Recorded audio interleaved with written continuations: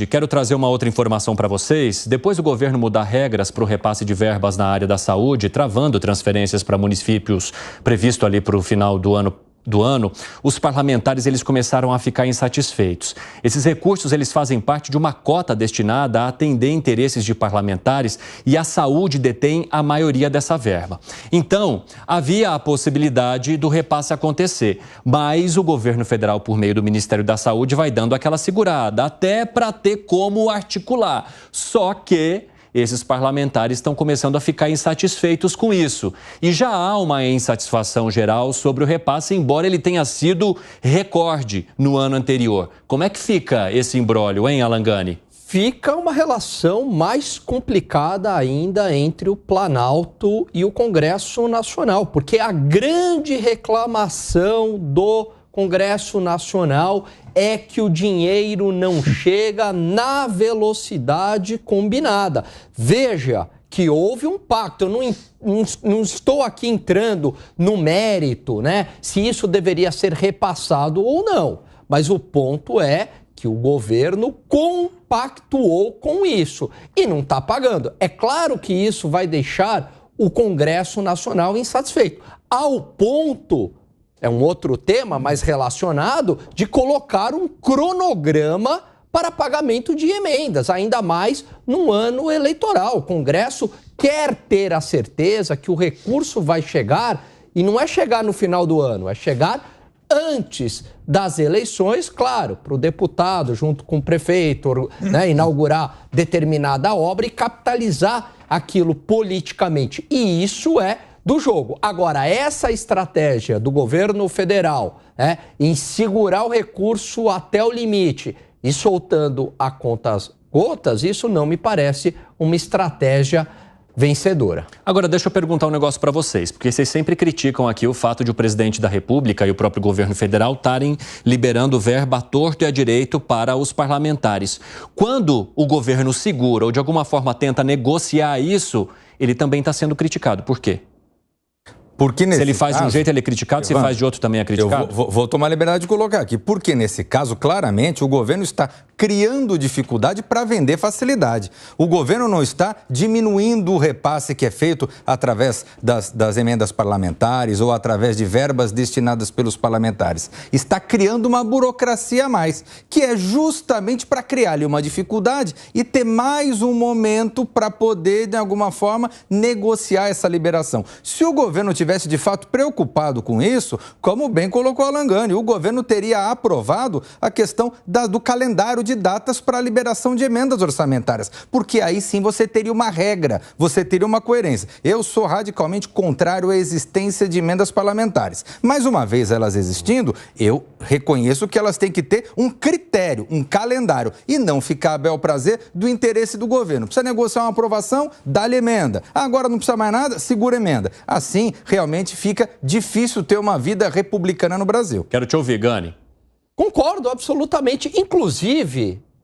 mas por que quando o governo não faz a liberação, você critica, e quando ele faz a liberação também a rodo, você critica? Isso porque o lance aí, Evandro, que está por trás é a intenção. O governo, ele está segurando para fazer o toma lá da cá, é o jogo político. Ele não está pensando num projeto de país para o Congresso fazer um bom uso deste recurso, que é até prerrogativa do Congresso também ter um pedaço do orçamento. Então, ele segura justamente para aumentar a barganha política contra o Congresso Nacional em votações importantes. Ele tem feito isso, ele segura na hora que tem uma votação de interesse, ele libera de enxurrada. Aí é emenda PIX, aí é votação num dia só e libera os recursos. Então, também é bastante conivente para o Planalto...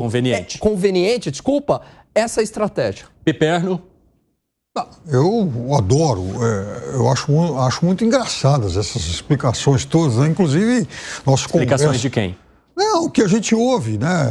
Que a gente ouve de quem? De muita gente. Nossos comentaristas aqui? De vários setores. Aqui também eu achei algumas interessantes, porque... o nosso parlamentarismo de extorsão, eu já disse que ele reage de forma pavloviana, né? Pelo reflexo condicionado.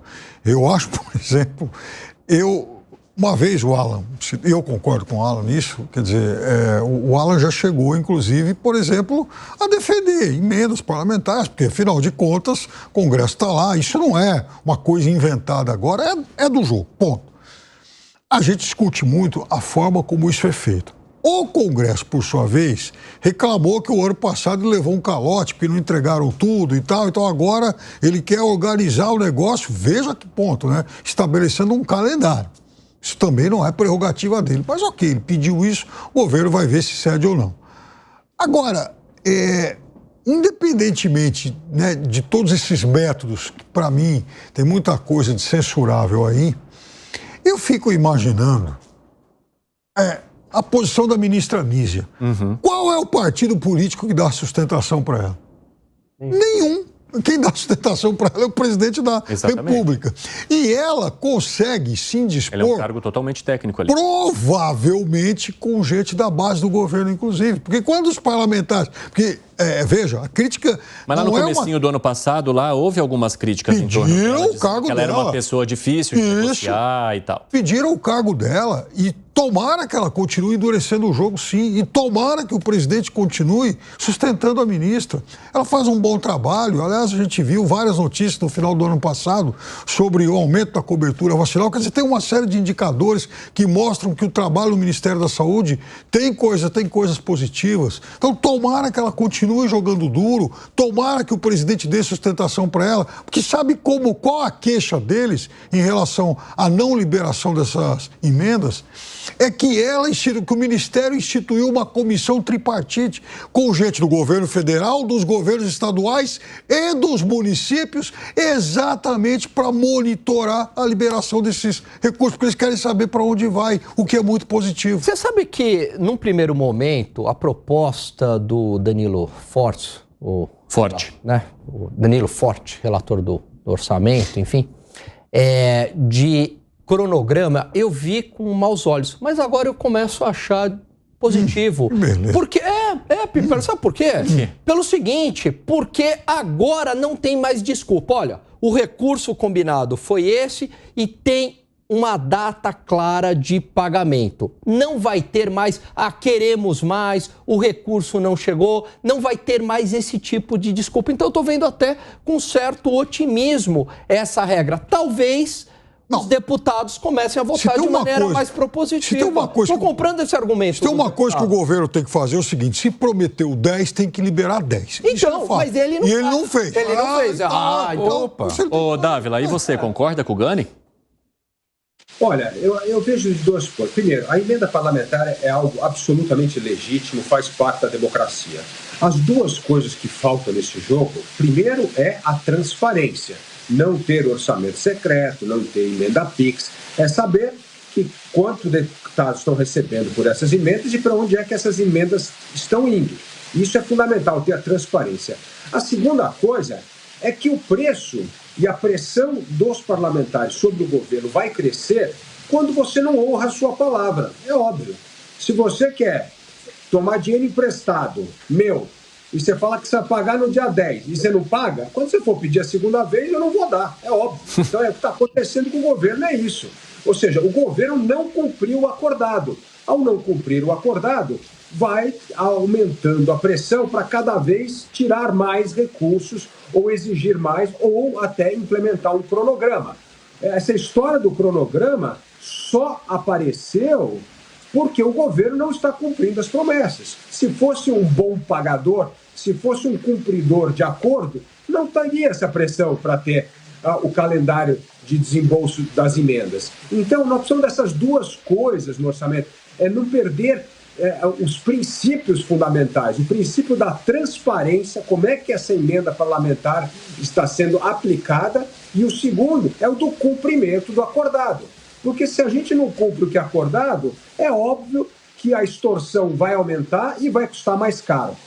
Dávila, eu costumo cumprir com aqueles acordos que eu faço. Já eu mando aí o número do meu Pix. Se você quiser me fazer um empréstimo, eu prometo pagá-lo quando puder.